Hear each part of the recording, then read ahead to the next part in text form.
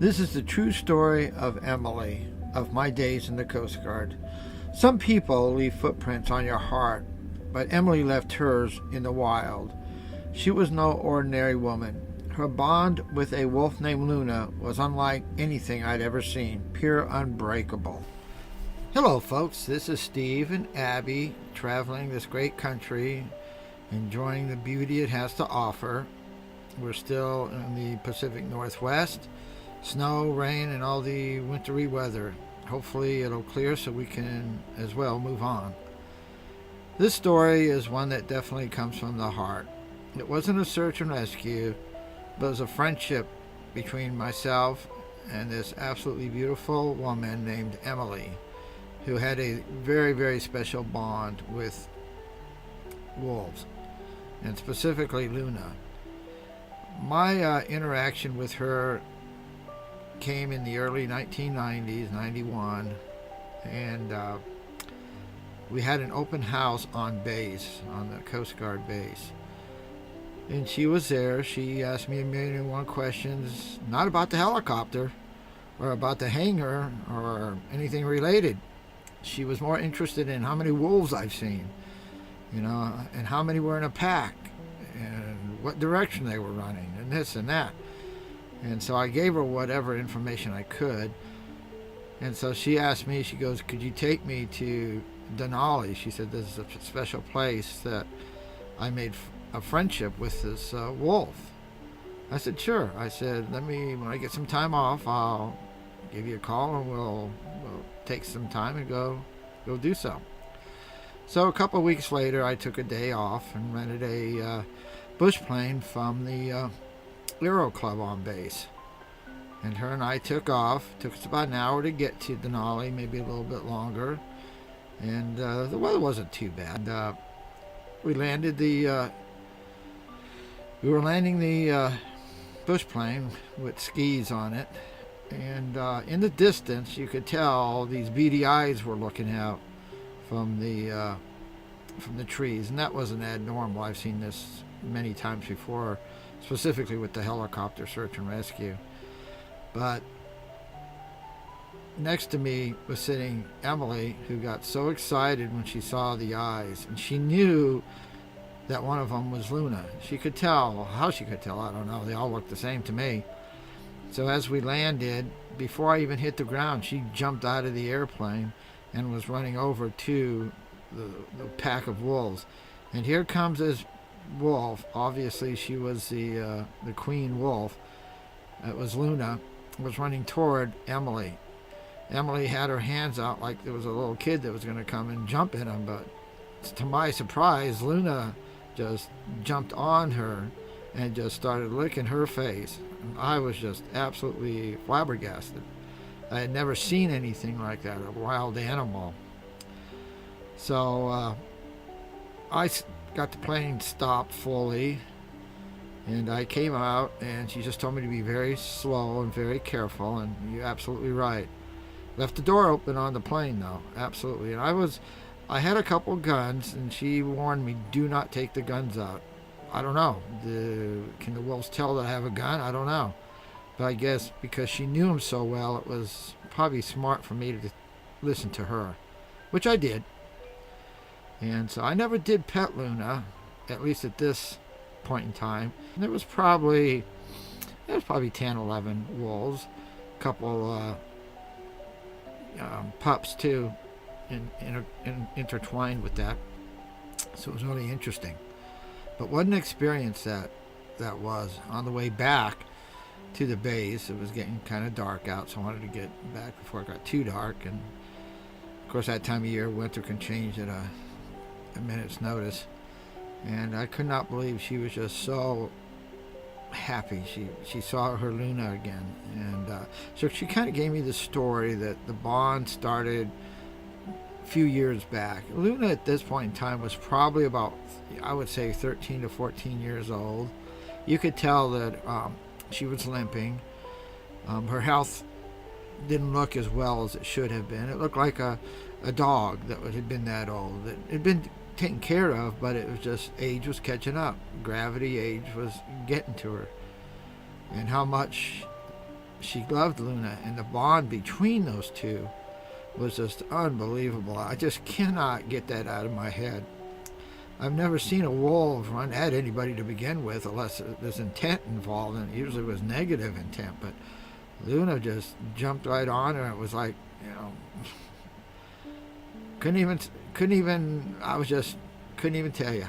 It was just such an experience to see that. But she was just telling me how they had got a bond. Apparently, a few years earlier, she found Luna by a stream with just by herself when she was just a pup. I'm not sure of the exact age, but kind of took care of her and was there every weekend or how often she can get there.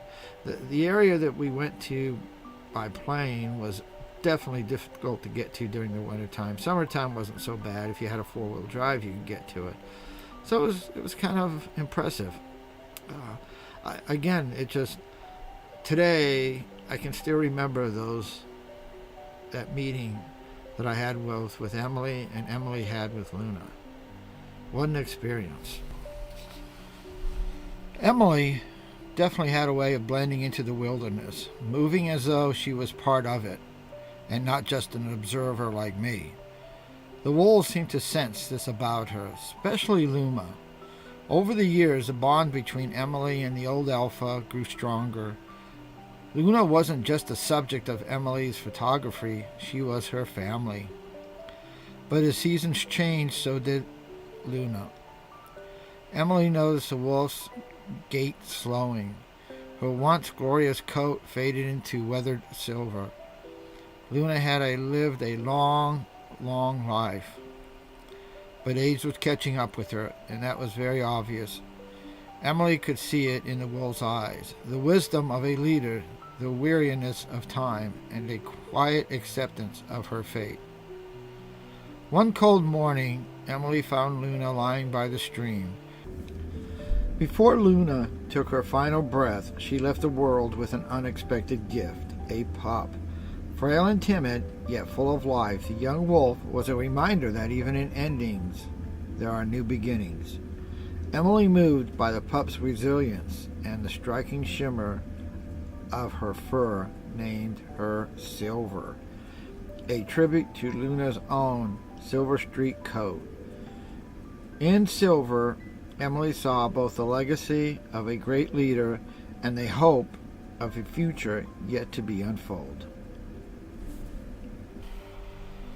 Emily knelt by the stream, tears on her cheeks in the bitter Alaskan wild.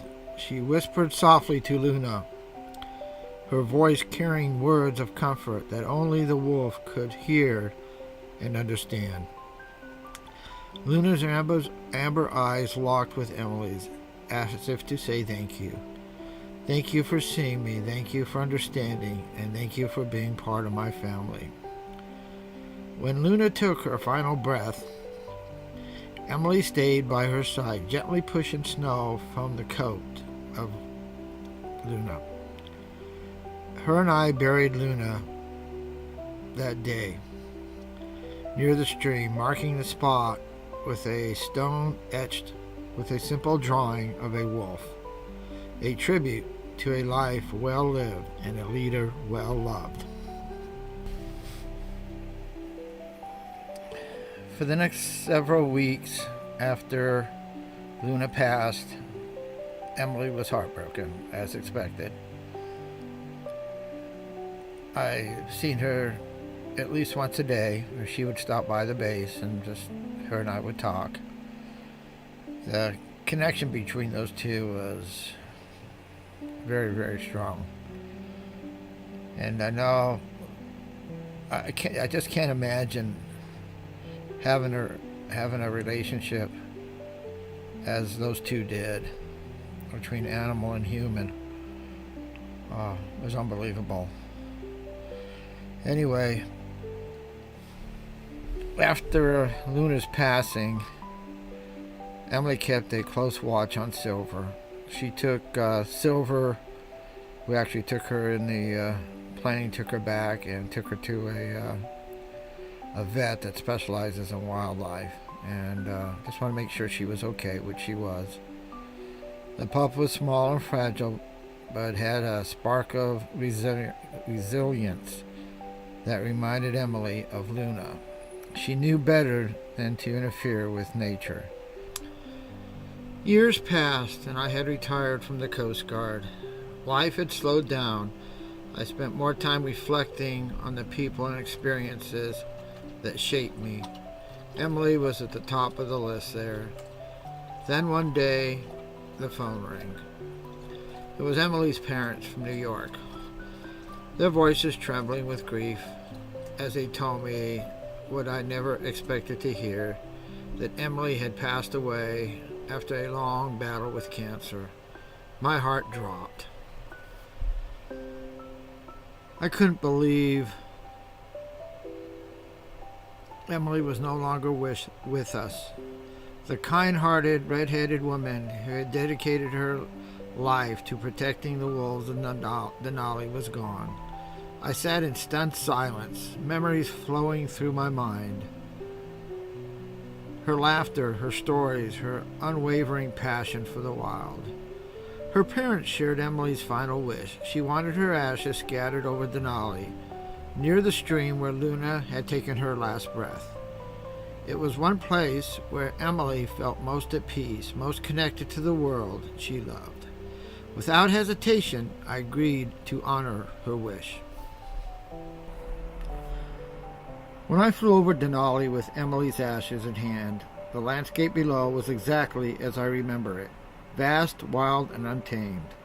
The snow-covered mountains stretched endlessly, and the evergreens stood like silent sentinels guarding the wilderness. As I hovered over the familiar stream, I opened the urn and let the wind carry her ashes.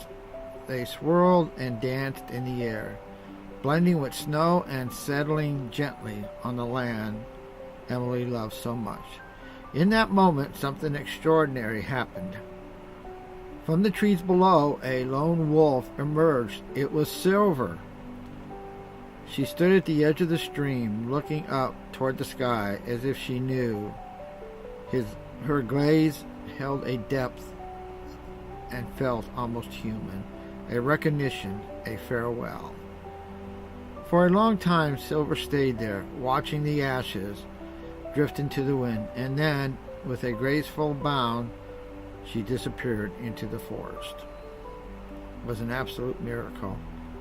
I'll never forget that. She was the only wolf there. Emily's love for wolves wasn't like anything I had ever seen. It wasn't about admiration from afar. It was about connection, understanding, and respect. She saw the wolves as who they truly were, loyal, strong, and deeply understood. And they, in turn, seemed to recognize something in her. Even now, years later, I think of Emily whenever I see a wolf or hear the distant echo of a howl. Her spirit lives on in the world of wild places in Denali, in the wolves she loved, and in those of us lucky enough to have known her. Emily wasn't just a friend. She was a kind-hearted spirit, someone who reminded me the bonds we form with the wild, with nature, with each other, of the trust legacy we leave behind. And as long as the wolves from Denali roam free, her story will never be forgotten. You know, there's not much more that can be said. She was a very special person. I remember today as if it was 30 years ago, talking to her over the phone and how excited she was to go and see the wolves tomorrow or whenever. And again, the connection there was just a connection I had never seen before. She was a very, very special person, and she'll always be in my heart.